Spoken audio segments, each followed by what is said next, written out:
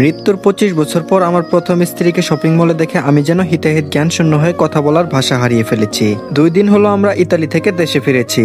আমার মেয়ে দিশাকে বিয়ে দেব বলে আমার বোনের ছেলের সাথে পারিবারিকভাবে বিয়েটা হবে, তাই আর্জেন্ট আমাদের দেশে আসতে হয়েছে এই বিয়েটার জন্য। না হলে এই 25 বছরে আমি একবারও বাংলাদেশের মাটিতে পা রাখিনি আমার প্রথম স্ত্রী মীরার মৃত্যুর পর। আজ আমার মেয়ে দিশার গায়ে হলুদ, তাই শপিং মলে আসছিলাম আমার দ্বিতীয় স্ত্রী মুহুয়াকে নিয়ে। আমরা শপিং শেষ করে বেরিয়ে আসার সময় এক মেয়েকে দেখে আমি থমকে দাঁড়াই। মেয়েটাকে দেখতে অনেকটা আমার প্রথম স্ত্রী মীরার মতো, দেখে মনে হচ্ছে এ যেন একদম মীরার প্রতিচ্ছবি। গল্পে শুনেছি এক চেহারার মতো দেখতে পুরো পৃথিবীতে 7 জন আছে, কিন্তু এতটা মিল কি করে থাকতে পারে? এটা কি আদৌ সম্ভব নাকি আমার মনের ভুল? এসব ভাবনা থেকেই বের হওয়ার আগে আমি আবারও একবার চমকে উঠি মীরার মতো মেয়েটার পাশে স্বয়ং মীরাকে দেখে। এটা কি করে সম্ভব? 25 বছর আগে মরে যাওয়া মীরা কিভাবে জীবিত থাকতে পারে? আমার কোথাও ভুল হচ্ছে, এটা কিছুতেই মীরা হতে পারে না। এই মহিলা অন্য কেউ। মীরা যখন মারা যায় তখন আমার মেয়ে দিশার 1 বছর।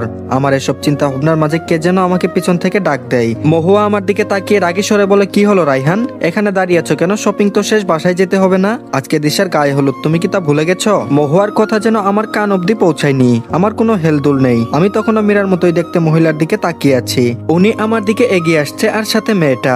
আমার সামনে এসেই মীরার মতো দেখতে মহিলা আমাকে জড়িয়ে ধরে কান্না শুরু করে দেয়। কান্না করতে করতে বলে, তুমি 25 বছর পর দেশে এসেছো, অথচ আমার একবার খোঁজ করোনি।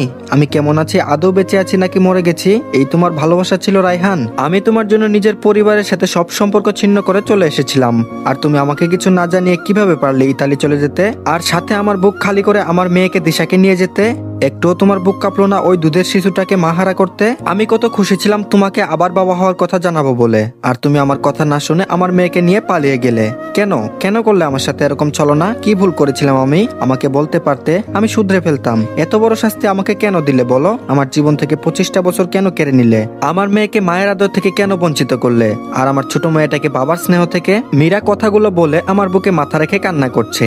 আমি আস্তে আস্তে করে মীরাকে হাত ছড়িয়ে বলে উঠি, কি বলছেন এসব? আপনার কোথায় ভুল হচ্ছে? আমার স্ত্রী মীরা তো 25 বছর আগেই মারা গেছে। আপনি কিভাবে মীরা হবেন? আর আমার মেয়ে দিশা তো আমার সাথেই আছে। আজকে আমার মেয়ে দিশার গায়ে হলুদ, তাই শপিং করতে এসেছিলাম আমি আর আমার স্ত্রী মুহুয়া। মুহুয়া বলল, দিশার আব্বু, উনি এইসব কি বলছেন? আপনি তো বলেছিলেন মীরার আম্মু 25 বছর আগেই মারা গেছে, তাহলে উনি কে? আমি বললাম, মুহুয়া, ওনার হয়তো কোথাও ভুল হচ্ছে। চলো এখানে আর এক মুহূর্তও নয়, সন্ধ্যা হয়ে যাচ্ছে। আজকে দিশার গায়ে হলুদ, তুমি কি ভুলে যাচ্ছ? আমরা না গেলে গায়ে হলুদ হবে কি করে? কথাগুলো বলে মুহুয়াকে নিয়ে বের হয়ে আসতে নিলেই মীরার সাথে থাকা মেয়েটির মুখে বাবা ডাক শুনে আমি পিছনে ফিরি। মেয়েটি এক দূরে এসে আমার বুকে ঝাঁপিয়ে পড়ে কান্না করতে করতে বলে, বাবা, আমাদের সাথে নিয়ে যাবেন না? এই 24 বছর বাবার আদর ছাড়া বড় হয়েছি, এখন আপনাকে চোখের সামনে পেয়ে হারাতে চাই না। আমি আস্তে করে হাত দিয়ে মেয়েটিকে আমার থেকে ছাড়িয়ে বলি, তোমাদের কোথাও ভুল হচ্ছে। আমার স্ত্রী তো 25 বছর আগেই মারা গেছে, তাহলে আমার স্ত্রী আর তার মেয়ে আসবে কোথা থেকে? তখনই মীরা আমাকে সামনে এসে তার হাতের একটি আংটি আর এক জোড়া বালা দেখিয়ে বলে, এইগুলো তুমি ফুলসজ্জার রাতে আমাকে দিয়েছিলে রাইহান, আর আমার কাছে এখনো আমাদের বিয়ের কাবিননামা আছে, সেটা চাইলে তুমি দেখতে পারো। আর তোমার চাচাতো ভাই রুশানকে জিজ্ঞেস করো মিথ্যা বলছে নাকি সত্যি। রুশান না থাকলে আমরা হয়তো বেঁচেই থাকতাম না। তোমার না বলে চলে যাওয়ার পর থেকে রুশান আমাদের পাশে আছে। একদমে কথাগুলো বলে থামে মীরা। আমি কিছু বলতে নিব তার আগে আমার হাত ধরে টেনে সাইডে নিয়ে আসে মহুয়া। আমি বললাম, কি হলো, এভাবে টেনে সাইডে নিয়ে আসলে কেন মহুয়া? মহুয়া বলল, এখন তুমি কি বলবে? এটা তোমার প্রথম স্ত্রী মীরা না? ওনার কাছে তোমার বিয়ের কাবিননামা আছে, তোমার দেয়া বালা আংটিও আছে, তাও তুমি বলবে উনি মীরা নন? আমি বললাম, না, এটা অসম্ভব, উনি কিছুতেই মীরা হতে পারে না। মহুয়া বলল, কেন অসম্ভব? তুমি বলেছিলে যে তোমার প্রথম স্ত্রী পানিতে ডুবে মারা গেছে, তোমরা নাকি লাশ পাওনি, হয়তো উনি কোনোভাবে বেঁচে গিয়েছিল। আমার দিকে তাকিয়ে কথাগুলো বলছে মহুয়া। মনে মনে আমি করছি অন্য চিন্তা, এই মীরার মতো দেখতে মহিলা নিশ্চয়ই মিথ্যা কথা বলতেছে, না হলে মীরা কিভাবে বেঁচে থাকবে? মীরাকে তো আমি নিজের হাতে মেরে আমাদের গ্রামের বাড়িতে মাটি চাপা দিয়েছি আজ থেকে 25 বছর আগেই, তাহলে মীরা বেঁচে গেল কিভাবে? কে বাঁচিয়েছে মীরাকে? যদিও কোনো ক্রমে বেঁচে গিয়ে থাকে, তাহলে এতদিন আমার সাথে যোগাযোগের চেষ্টা করেনি কেন? এতদিন ওরা কার কাছে ছিল? আর ওর সাথে মেয়েটি কি সত্যি আমার মেয়ে, নাকি এরা আমাকে ফাঁসানোর চেষ্টা করছে? কিন্তু মৃত মানুষ বেঁচে থাকবে কি করে? আমি আর কিছু চিন্তা করতে পারছি না। ওদের আমাদের সাথে নিয়ে যেতে হবে, তাছাড়া আমার আর কোনো উপায় নেই। এখন আমাদের সাথে নিয়ে গেলেও ওদের আসল উদ্দেশ্য জানতে পারবো, কি কারণে আমার পিছু নিয়েছে, এবং আমার আর মীরার ব্যাপারে এত কিছু জানলো কিভাবে। আর ও যদি আসল মীরাই হয়ে থাকে, তাহলে ওই দিন রাতে কাকে মাটি চাপা দিয়েছিলাম? দিশার বিয়ে শেষ হলে আমাকে একবার আজমপুর গ্রামে যেতে হবে, আর ওইখানে গেলেই আমি আমার সব প্রশ্নের উত্তর পেয়ে যাব। মীরা বলল, কি ভাবছো দিশার আব্বু? আমাদের তোমার সাথে নিয়ে চলো। কতদিন আমার মেয়ে দিশাকে দেখি না, আর আমার মেয়েটা এত বড় হয়ে গেছে যে ওর বিয়ে দিয়ে দিচ্ছ। আমি ওর মা হয়েও আমাকে ছাড়া কিভাবে পারবে বিয়ে দিতে? 25টা বছর আমার মেয়ে দিশা মায়ের আদর থেকে বঞ্চিত, আর আমি মাতৃত্বের স্বাদ থেকে বঞ্চিত ছিলাম শুধু তোমার একটা ভুলের জন্য। এখন আমি আমার মেয়েকে এত কাছে পেয়ে হারাতে চাই না। মহুয়া বলল, আপনি কি সত্যি আমার স্বামীর প্রথম স্ত্রী মীরা? মীরা বলল, আমিই মীরা, কিন্তু আপনাকে তো চিনলাম না, আপনি কে? মহুয়া বলল, আমি হচ্ছি ওনার স্ত্রী মহুয়া। আপনি বেঁচে আছেন কি করে? আপনি নাকি 25 বছর আগেই মারা গিয়েছিলেন পানিতে ডুবে। মীরা বলল, কি বলছেন এসব? আমি আবার কবে পানিতে ডুবে মারা গেছি? আপনাকে এইসব মিথ্যা কথা কে বলেছে? মহুয়া বলল, আমাদের বিয়ের সময় রায়হান আমার হাতে দিশাকে তুলে দিয়ে বলল আমার প্রথম স্ত্রী মীরা পানিতে ডুবে মারা গিয়েছে। এখন আমার মা মরা মেয়েকে দেখাশোনার জন্য এই দুনিয়াতে আমি ছাড়া আর কেউ নেই। আমি সবসময় আমার বিজনেস নিয়ে বেঁচে থাকি, তাই আমার মা মরা মেয়েটার আদর যত্ন করতে পারি না। তাই আমি তোমাকে বিয়ে করেছি আর আমার মেয়ের সব দায়িত্ব তোমাকে দিয়েছি। মীরা বলল, রায়হান তুমি এত বড় একটা মিথ্যা কথা বলতে পারলে? আমি কবে পানিতে ডুবে মারা গিয়েছিলাম? আমার সাথে যদি তোমার সংসার করার ইচ্ছা না থাকতো তুমি আমাকে ডিভোর্স দিয়ে দিতে। তবুও আমার মেয়েকে আমার থেকে আলাদা করার কি দরকার ছিল? আমার মেয়ে আমাকে নিজের মা বলে জানবে না, ও এখন অন্য কাউকে নিজের মা ভাবে। সবকিছু হয়েছে শুধু তোমার জন্য, শুধু তোমার জন্য। মীরা কথাগুলো বলে আবার কান্না শুরু করে দিয়েছে, আর তাকে জড়িয়ে ধরে দাঁড়িয়ে আছে তিশা। শুরু হয়ে গিয়েছে নেকামো। আমার এইসব কান্নাকাটি একদম ভালো লাগে না। এখন সবার সামনে বলতেও পারছি না যে নেকামো বন্ধ করো। এখন ওদের আর কথা বলতে দেওয়া যাবে না। এসব কথাবার্তা আর কিছুক্ষণ চললে আমার আসল রূপ সবার সামনে চলে আসবে। তাই এখন কিছু একটা করে এই কথাবার্তা এখানেই থামাতে হবে। তাই আমি মীরার উদ্দেশ্যে বললাম, মীরা ও মহুয়া, দেখো যাই ভুল বুঝাবুঝি হয়েছে তা পরে ক্লিয়ার করে নেওয়া যাবে। আগে আমার মেয়ে দিশার বিয়েটা হয়ে যাক, তারপরে না হয় আমরা সবাই একসাথে বসে এই ব্যাপারে কথা বলবো। এখন এইসব ফালতু ব্যাপারে কথা বলার দরকার নেই। আজকে আমাদের মেয়ে দিশার গায়ে হলুদ, তাই তাড়াতাড়ি সবাই বাড়িতে চলো।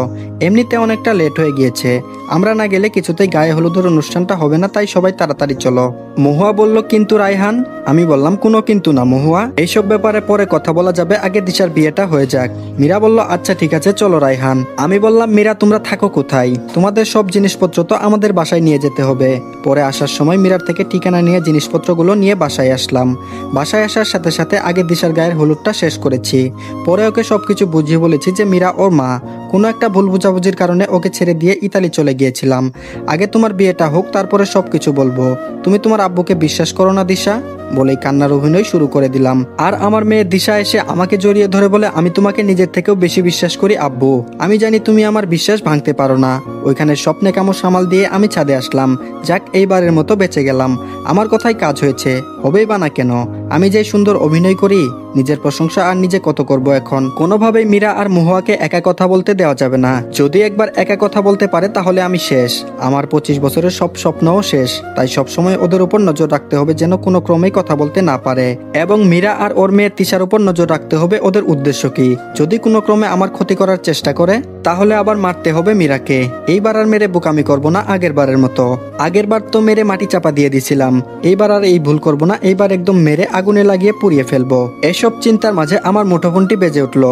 ওপাশ থেকে বলল, হ্যালো স্যার, এখানে একটা মেয়ে কম, 2 দিন পরে মেয়ে ডেলিভারি দিতে হবে। এখন স্বীকার করব কিভাবে?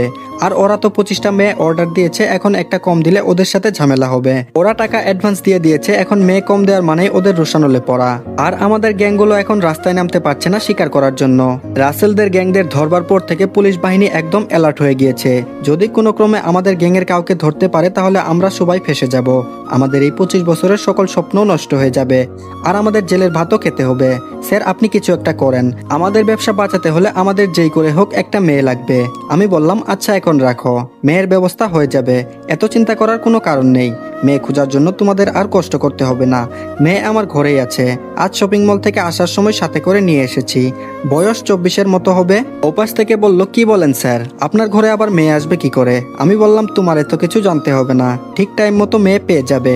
আমি এখন রাখছি, আর ছাদে কেউ এসে পড়বে। বলেই আমি মুঠোফোনটা রেখে দিলাম। আমার মনে হলো ছাদে কেউ এসেছে, তাই তাড়াতাড়ি পিছনে ফিরে যাকে দেখি তাকে দেখার জন্য আমি মোটেও প্রস্তুত ছিলাম না।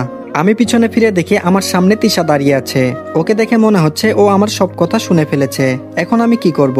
আমার 25 বছরের এত সাজানো পরিকল্পনা যে এত তাড়াতাড়ি ভেস্তে যাবে তা আমি জীবনেও ভাবিনি। ও যদি এখন নিচে গিয়ে আমার মেয়ে দিশাকে এই ব্যাপারে কিছু বলে দেয় তাহলে আমার মেয়ে দিশা আমাকে ভুল বুঝবে, তা আমি হতে দিতে পারি না। আমার মেয়ে দিশা কাল বিবাহ শেষ হলে পরের দিন আবার ইতালি ফিরে যাবে ওর স্বামীর সাথে। ওর একটা আর্জেন্ট অপারেশনের জন্য কল এসেছে ইতালি থেকে। ও আপনাদের তো বলাই হয় নাই, আমার মেয়ে দিশা একজন ডাক্তার। ও যদি কোনোভাবে এইসব কথা শুনে তাহলে কোনো ক্রমেই ইতালি ফিরে যাবে না। ভেবেছিলাম দিশা ইতালি চলে গেলে এই মা মেয়ের কিছু একটা করব, কিন্তু কিন্তু এখন দেখছি এর আগেই ওর একটা ব্যবস্থা করতে হবে, না হলে আমার মেয়ের চোখে আমি খারাপ হয়ে যাব। আর যেটা আমি একদম চাই না, আমার মেয়ের জন্য আমি এইসব টাকা গাড়ি বাড়ি করেছি যেন ভবিষ্যতে আমার মেয়েকে কোনো কষ্ট করতে না হয়। এখন এই তিশার আমি কি করব? তিশা বলল, আব্বু আপনি কার সাথে মেয়ে নিয়ে কথা বলছিলেন? আমি বললাম না, মানে আমার এক বন্ধুর সাথে। তিশা বলল, আপনার বন্ধু কিসের জন্য মেয়ের ব্যবস্থা করে দিতে বলল? যাক, ও প্রথমে কথাগুলো শুনে নাই, তা না হলে এতক্ষণে ও নিচে গিয়ে সবাইকে সবকিছু বলে দিত। এখন ওকে কালকে আমার সাথে বের করার জন্য কোনো একটা উপায় বের করতে হবে। তারপর ওকে রাজীবের হাতে তুলে দিয়ে আমাকে একবার আজমপুর যেতে হবে। ওইখানে গেলেই আমি আমার সব প্রশ্নের উত্তর পেয়ে যাব, আর ওদের মা মেয়ে আসল উদ্দেশ্য জানতে পারবো। আমি বললাম, আমার বন্ধুর কোম্পানিতে একটা মেয়ে লাগবে। আমার বন্ধুর পিএ যে ছিল তার নতুন বিয়ে হয়েছে, তাই সে চাকরি ছেড়ে দিয়েছে। এখন ওই পিএর পদটি খালি, তাই আমাকে বলছে একটা মেয়ে ব্যবস্থা করে দিতে। এখন আমি মেয়ে কোথায় পাবো এই অল্প সময়ের মধ্যে? এই পিএর ব্যাপার নিয়ে ওর সাথে কথা বলছিলাম, ওর জন্য 2 দিনের ভেতর একটা মেয়ে কোথায় পাবো? মা তিশা, তোমার কোনো ফ্রেন্ড আছে জব করতে ইচ্ছুক? তাহলে তুমি যদি একটু কথা বলতে, ও সব ধরনের সুযোগ সুবিধা দিবে আর মোটা অঙ্কের স্যালারিও দিবে। তিশা বলল, আব্বু আপনি যদি অনুমতি দিতেন তাহলে আমি চাই এই জবটা করতে। আমি তো কয়েকটা জবের ইন্টারভিউ দিয়েছি, কিন্তু একটাতেও এখনো রেজাল্ট আসে নাই।